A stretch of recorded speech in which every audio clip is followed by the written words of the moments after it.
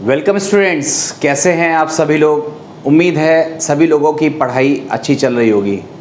उम्मीद ही कर सकता हूँ बहुत सारे बच्चों का रिदम टूट चुका है, बहुत सारे बच्चे बहुत ज़्यादा पिछड़ चुके हैं। पता नहीं है कि उनका शेड्यूल क्या है।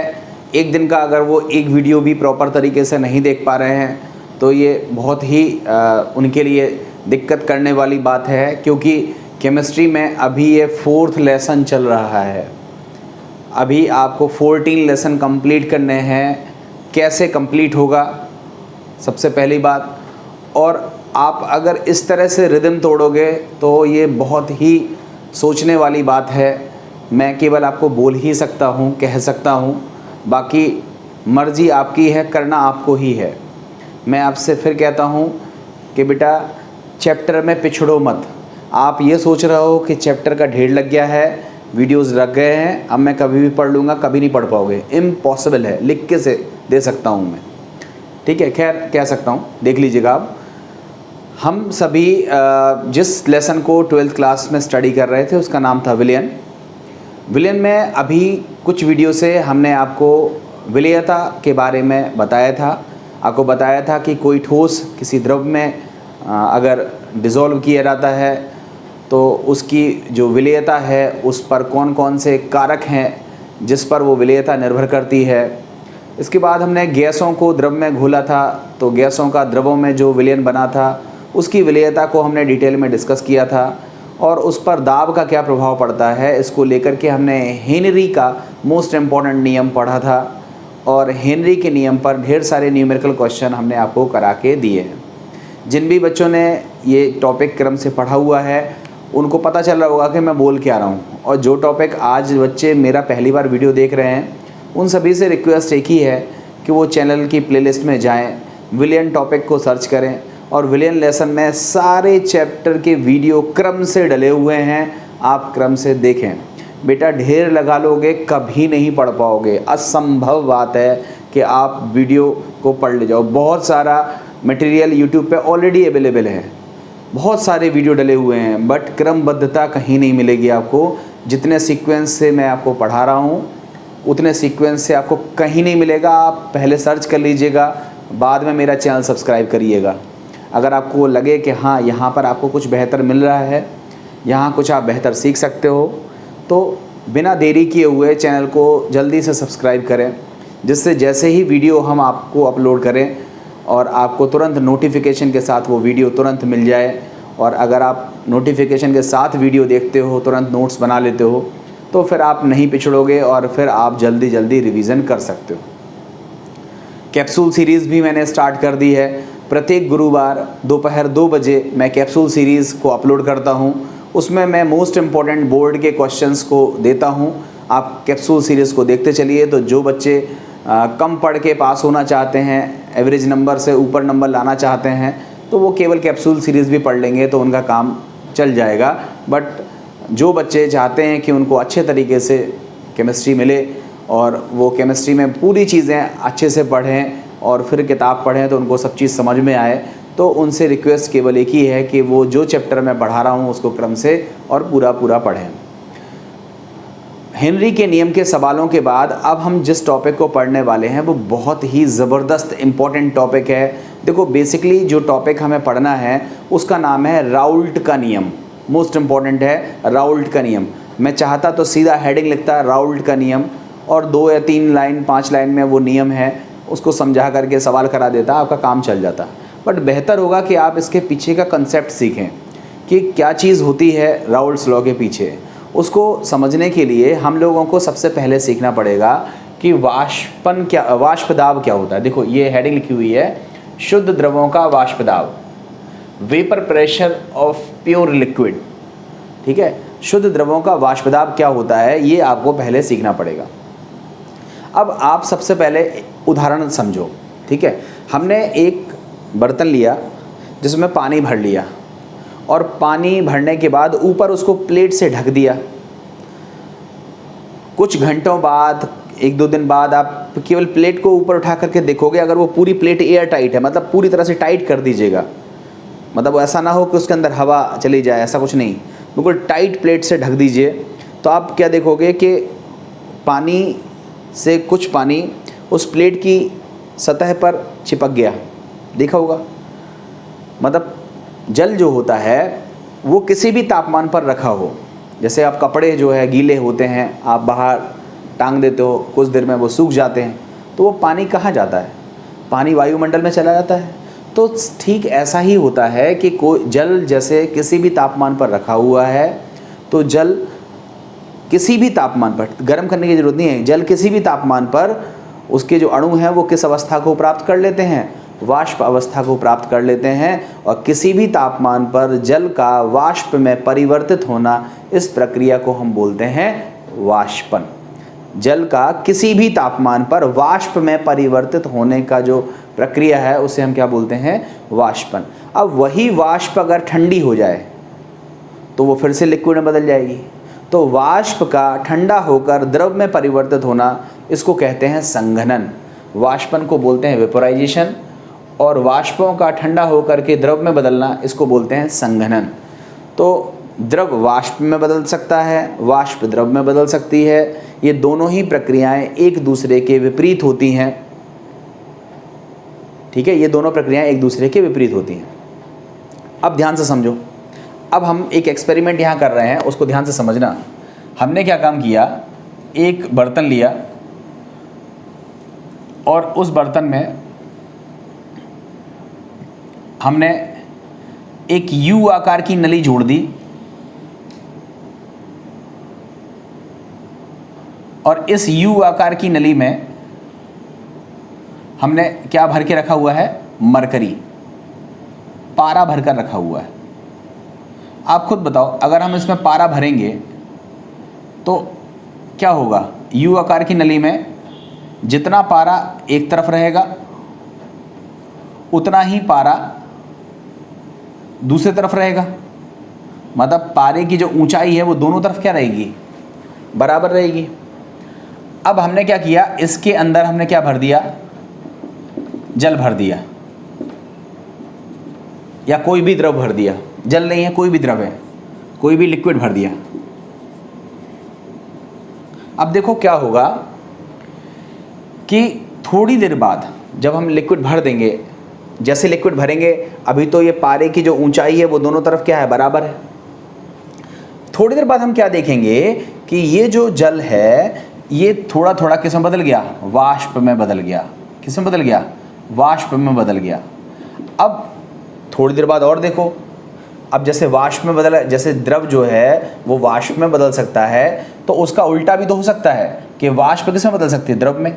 द्रव बदल सकता है वाष्प में, और वाष्प किस में बदल सकती है? द्रव में। तो शुरुआत में तो द्रव बदलेगा वाष्प में, फिर थोड़ी देर बाद वाष्प जब ज़्यादा बन जाएंगे तो वाष्प बदलेगी द्रव में। फिर थोड़ा समय एक ऐसा आएगा, एक कुछ देर बाद एक ऐसा समय आएगा जब द्रव के वाष्प में बनने की दर और वाष्प के द्रव में बनने की दर लगभग कितनी हो जाएगी? बराबर हो जाएगी। जितना द्रव वाष्प में बदलेगा उतना ही उतनी ही वाष्प द्रव में बदलेगी। तो इसको हम बोलते हैं साम्य अवस्था। ठीक है, शुरुआत में क्या होगा? शुरुआत में द्रव किस में बदल रहा होगा? वाष्प में, शुरुआत में, क्योंकि वाष्प शुरू में थी ही नहीं। मगर जब वाष्प की मात्रा धीमे धीमे बढ़ेगी तो वो वाष्प फिर से किस में बदलने लगेगा? द्रव में बदलने लगेगा। तो द्रव वाष्प में बदल रहा है, वाष्प द्रव में बदल रहा है। थोड़े समय बाद ये दोनों ही दरें बराबर हो जाएंगी, दोनों तरफ की स्पीड बराबर हो जाएगी। जितना द्रव वाष्प में बदलेगा उतना ही द्रव वाष्प में द्रव में बदलेगी। इसको बोलते हैं साम्य अवस्था।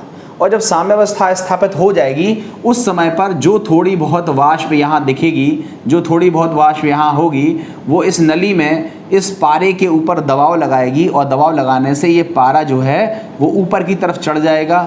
पारे की जो ऊंचाई है वो एक तरफ बढ़ जाएगी, और यहाँ से थोड़ा सा पारा क्या हो जाएगा? गिर जाएगा। मतलब यहाँ गिर गया और यहाँ पर ऊंचाई क्या हो गई? बढ़ गई। इसका मतलब पहले पारे का लेवल था ये, अब इतना इंक्रीज हो गया। तो इस इंक्रीज के पीछे लॉजिक सोचा गया कि ये पारा क्यों चढ़ गया, क्यों इसकी ऊंचाई में वृद्धि हो गई।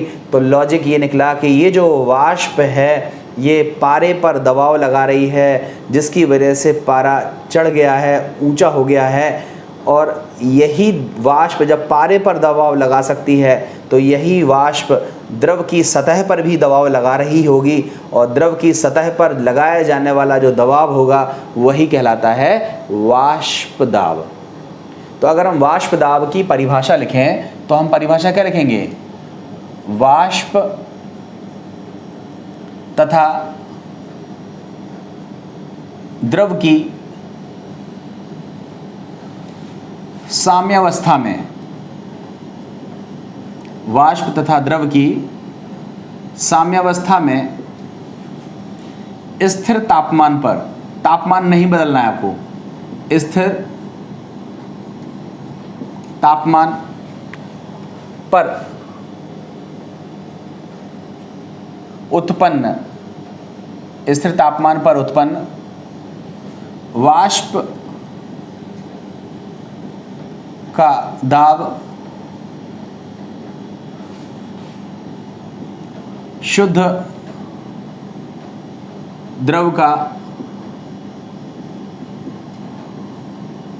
वाष्प दाब कहलाता है। शुद्ध द्रव का वाष्प दाब कहलाता है। ठीक है, तो आपको वाष्प दाब समझ में आ गया होगा। बहुत सिंपल सी चीज़ है कि कोई भी द्रव हो, कोई भी तापमान हो, डेफिनेटली उस द्रव का कुछ हिस्सा वाष्प में बदलेगा, और वो वाष्प द्रव की सतह पर जो दबाव लगाएगी उसे हम बोलते हैं द्रव का वाष्प दाब। क्लियर है? उसे हम बोलते हैं द्रव का वाष्प दाब। स्थिर तापमान पर होना चाहिए। वाष्प दाब की परिभाषा आपको समझ में आ गई। अब हम बात करते हैं वाष्प दाब को प्रभावित करने वाले कारक, जिसको बोलते हैं फैक्टर्स अफेक्टिंग वेपर प्रेशर। देखो, बहुत इंटरेस्टिंग है ये वाष्प दाब को प्रभावित करने वाले कारक। उसमें सबसे पहले हम लेते हैं द्रव की प्रकृति। द्रव की प्रकृति है जिसको बोलते हैं nature of liquid. Nature of liquid, ठीक है। देखो, नेचर ऑफ लिक्विड को आप समझो। आप क्या काम करो, एक गिलास या एक कांच का बर्तन या कोई भी बर्तन ले लो, और उस बर्तन में आप पेट्रोल भर लो। क्या भर लिया? पेट्रोल। और दूसरे बर्तन में आपने क्या भर लिया? जल, H2। अब दोनों बर्तनों को आप बराबर मात्रा में भरो और खुला छोड़ दो। आप क्या देखोगे? पेट्रोल जल्दी जल्दी जल्दी जल्दी जल्दी किस में बदलेगा? वाष्प में बदलेगा। बदलेगा ना? और जल भी वाष्प में बदलेगा, मगर जल के बनने की जो दर है, वाष्प में बदलने की जो दर है, वो क्या होगी? बहुत स्लो होगी। आप देखोगे आधा एक घंटे बाद पूरा का पूरा पेट्रोल उड़ गया, मगर पानी ज्यों का त्यों लगभग उतना ही है, थोड़ा बहुत कम हुआ। तो हमने क्या देखा कि पेट्रोल जल्दी जल्दी वाष्प बनाता है, तो आप बताओ इस वाष्प का दबाव भी क्या होगा? ज़्यादा होगा। अब बात आई है पेट्रोल जल्दी जल्दी वाष्प क्यों बनाता है। तो देखो, मान लो पेट्रोल का एक अणु ये है और पेट्रोल का दूसरा अणु ये है। पेट्रोल के जो दो अणु हैं, इनके बीच में जो बल लगता है, इसको बोलते हैं अणुओं के बीच लगने वाला बल। ठीक है, अंतराण्विक बल कहलाता है। ठीक है, तो हमने क्या किया कि पेट्रोल के जो अणु हैं उनके मध्य जो लगने वाला बल था वो क्या था? कम था। मान लो ये A था और ये B था। पेट्रोल के अणुओं के बीच लगने वाला बल क्या था? A, और जल के अणुओं के बीच लगने वाला बल क्या था? B। तो जो पेट्रोल के अणुओं के बीच लगने वाला बल है वो बहुत कम होता है। जब बल कम होगा तो फिर अणु क्या होंगे? वो निकल जाएंगे, वाष्प बन के निकल जाएंगे। जैसे थोड़ी देर के लिए सोचो, हम आपसे रोज़ रोज़ कहते हैं पढ़ो पढ़ो, तो थोड़ा सा हमारा आप पर अधिकार हो जाता है ना। आप हमसे थोड़ा सा क्या है, सम्मान करते हो, थोड़ा सा रिस्पेक्ट देते हो, थोड़ा सा डरते हो, तो ऐसी स्थिति में क्या है, आप ज़बरदस्ती भी पढ़ लेते हो। मगर थोड़ी देर के लिए सोचो, हम आएँ और पढ़ा करके चले जाएँ, हमें आपसे कोई मतलब ना रहे, तो ऐसी स्थिति में क्या होगा? आप नहीं पढ़ो, मतलब आप क्या है, पढ़ना होगा पढ़ोगे, नहीं पढ़ना होगा तो भाग जाओगे। तो ऐसा ही ये है कि ये हम हैं, ये आप हो। मतलब एक तरह से कह लो कि जो हमारा और आपका अट्रैक्शन है वो जब तक रहेगा तब तक आप बंधे रहोगे, और यही अट्रैक्शन अगर कम हो गया तो आप बाहर चले जाओगे, भाग जाओगे। तो आप सीधा समझ लो कि द्रव दो तरह के होते हैं। जब द्रव के अणुओं के मध्य लगने वाला बल प्रबल हो तो हम कहते हैं कि ऐसे द्रवों का क्वथनांक ज़्यादा होता है। ऐसे द्रवों का क्वथनांक क्या होता है, ज़्यादा होता है। देखो फोर्स अधिक है तो जो क्वथनांक है, बॉइलिंग पॉइंट है, वो क्या होगा, अधिक होगा।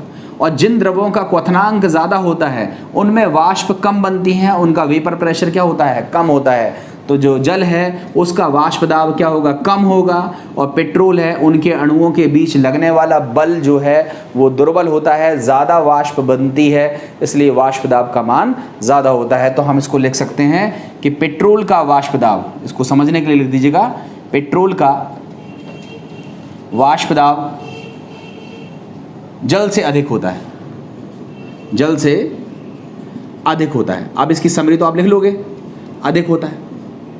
तो देखो आपने सबसे पहला पॉइंट क्या सीखा, द्रव की प्रकृति। तो आप क्या बोलोगे इसमें, अगर आप भाषा अपनी नोट्स में लिखोगे तो क्या भाषा लिखोगे, जिन द्रवों में अणुओं के मध्य लगने वाला बल प्रबल होता है, अर्थात उन द्रवों का क्वथनांक ज़्यादा होता है, तो उनमें वाष्प कम बनती हैं, उनका वाष्प दाब कम होता है। जबकि वे द्रव जिनके अणुओं के बीच लगने वाला बल कम होता है, दुर्बल होता है, उनमें उनका क्वथनांक यदि कम होता है तो उनमें वाष्प का निर्माण ज़्यादा होता है, और वाष्प का निर्माण ज़्यादा होने की वजह से उनका वाष्प दाब क्या होता है, अधिक होता है। ये हो गया पहला कारक जिस पर वाष्प दाब निर्भर करता है।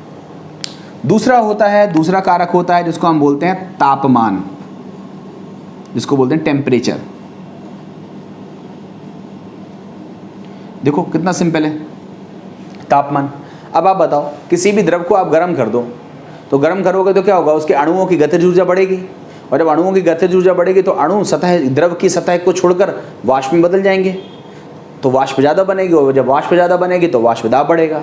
तो सीधा सीधा सा मतलब है कि किसी भी द्रव को गर्म करने पर उसके अणुओं की गतिज ऊर्जा बढ़ जाती है, जिससे वो अणु वाष्प में परिवर्तित हो जाते हैं, और जिससे ज़्यादा वाष्प बनती है, और वाष्प दाब का मान क्या हो जाता है, बढ़ जाता है। तो हमने क्या रिजल्ट निकाला, टेम्परेचर इंक्रीज करने पर वेपर प्रेशर, ठीक है, वाष्प दाब कह लो, वाष्प दाब जो है वो क्या हो जाता है, बढ़ जाता है।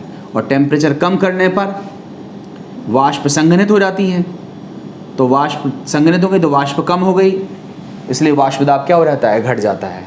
तो तापमान पर भी वाष्प दाब निर्भर करता है। तो हमारा तीसरा कारक है अवाष्पशील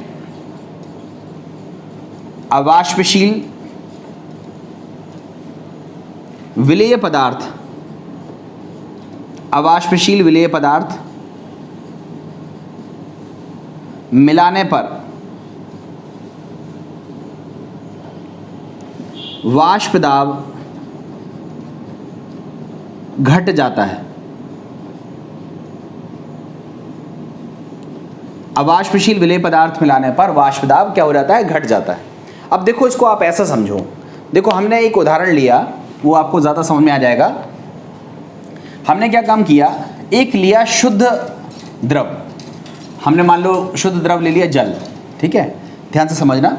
ये हमने एक बर्तन लिया, कुछ इस तरह का था, मतलब पूरी तरह पैक था, पैक कर दिया हमने, और इसके अंदर क्या ले लिया, जल।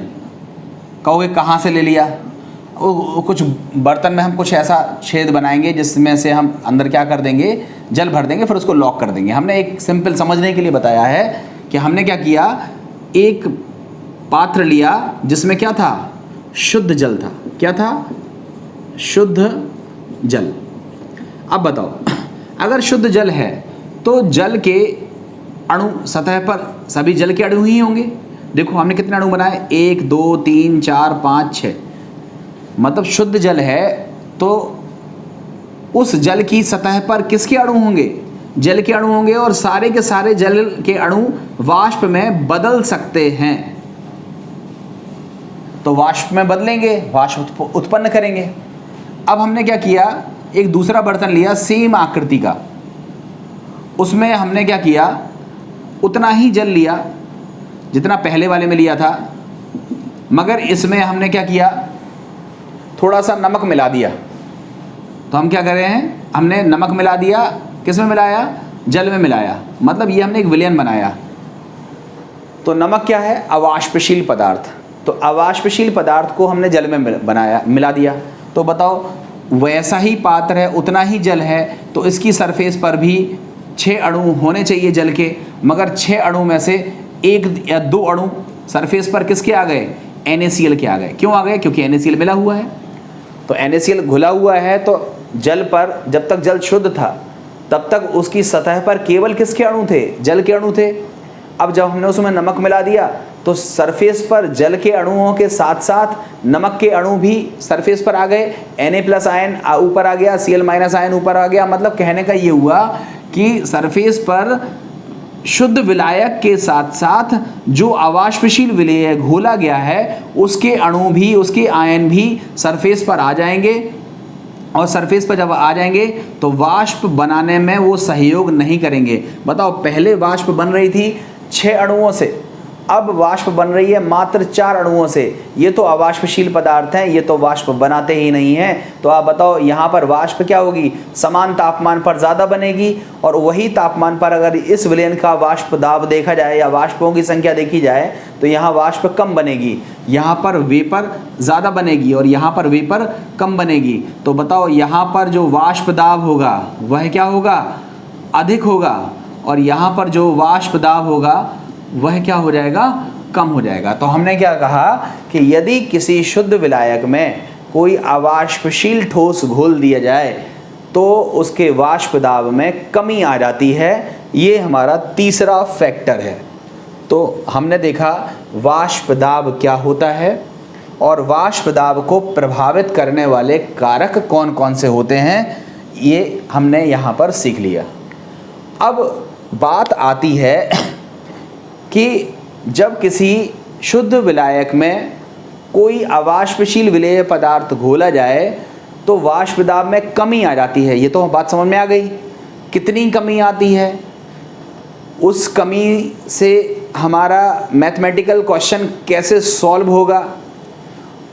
कोई लोग ये भी पूछते हैं कि हमने कोई अवाष्पशील द्रव लिया और उसमें हम कोई हमने शुद्ध विलायक लिया और उसमें हमने अवाष्पशील ठोस पदार्थ नहीं घोला, हमने तो वाष्पशील पदार्थ घोल दिया। मान लो हमने जल लिया और उसमें एथिल अल्कोहल डाल दिया, तो बताओ जल भी वाष्प में बदल सकता है और एथिल अल्कोहल भी वाष्प में बदल सकता है। तो ऐसा भी हो सकता है कि हमने शुद्ध जल में अवाष्पशील ठोस न घोलकर कोई वाष्पशील घटक मिला दिया, तो क्या उसका वाष्प दाब बढ़ जाएगा, घट जाएगा, उतना ही रहेगा? ये सब क्वेश्चन जहन में आने लगते हैं। और जब इन क्वेश्चनों को हम सॉल्व करने का प्रयास करते हैं तो उन क्वेश्चनों को सॉल्व करने का पहला सही प्रयास किया राउल्ट ने, और राउल्ट ने इन्हीं सब क्वेश्चनों का आंसर देते हुए नियम बनाया जिसको हम बोलते हैं राउल्ट का नियम। मोस्ट इम्पॉर्टेंट नियम है और बहुत पूछा जाता है कि राउल्ट के नियम का उल्लेख करो। तो राउल्ट का नियम क्या है, राउल्ट का नियम किस तरह से पूछा जाता है और राउल्ट के नियम पर हमारे क्वेश्चंस कैसे सॉल्व होंगे, इन सभी चीज़ों को हम अपने अगले वीडियो में कवर करेंगे जिससे आपको ये टॉपिक बेहतर तरीके से समझ में आ जाए। तो नेक्स्ट वीडियो बिल्कुल मत छोड़िएगा क्योंकि वो मोस्ट इम्पॉर्टेंट टॉपिक है और वो टॉपिक है राउल्ट के नियम का। ठीक है, तो उम्मीद है आप सभी लोगों को ये वीडियो पसंद आया होगा। आप ज़्यादा से ज़्यादा इस वीडियो को शेयर करें अपने दोस्तों तक, लाइक कमेंट करें। उम्मीद है आप सभी को पसंद आया होगा। Thank you very much.